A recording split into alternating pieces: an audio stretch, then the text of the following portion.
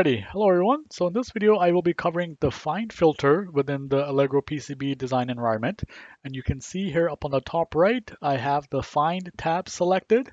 And in this, I have a number of different features that I can pick from when navigating within the design. So as an example, say if I want to select a specific copper shape, I would make sure that I have this checkbox selected. And then you'll note as I am navigating within my canvas, and I cross a boundary of a specific shape, it automatically begins to start highlighting them. But if I were to try and navigate over a different object, there is no action that the tool makes. So in this particular case, I can easily select a shape, but if I want to say select a via, I would have to make sure that in my find filter, I have the appropriate object selected. And then say if I have vias selected, then as I hover in my canvas, it automatically starts finding those specific objects. So let's maybe do a all off so that now I cannot select anything.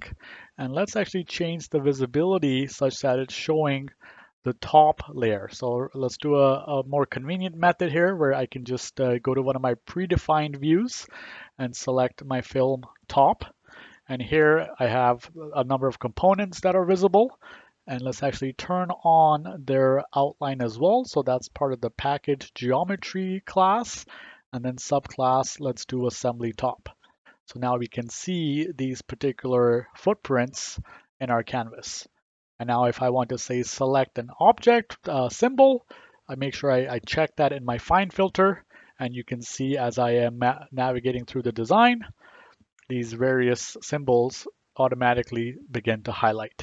And similarly, if I were to select pins, right, each one is now selectable. And of course, if I want to do a larger selection, I can draw a box around them and all of them get selected simultaneously.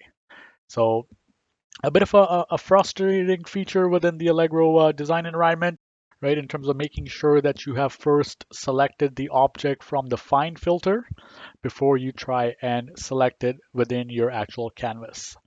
So this is a handy but sometimes troublesome thing to remember, but over time you'll get the grasp of it.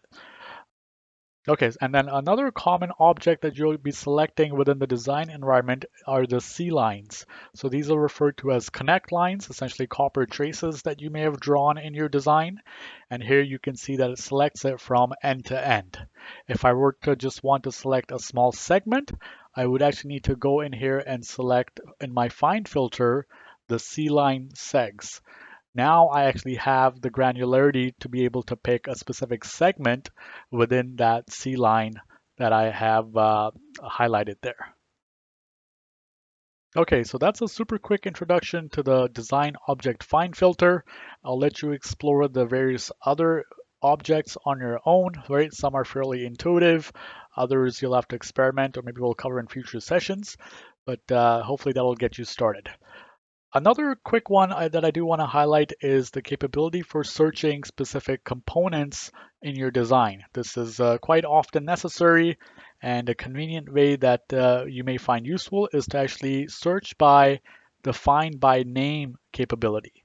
So in this drop down, I can actually select, say in this particular case for a symbol, and then if I click more, I have a list of refdas that are available in my project. And so one of interest for me for now is, let's say, U1, which is typically referred to as a larger ASIC or BGA package. And in this case, if I go ahead and click OK, you can see that the canvas centers around the component which is marked as refdes U1.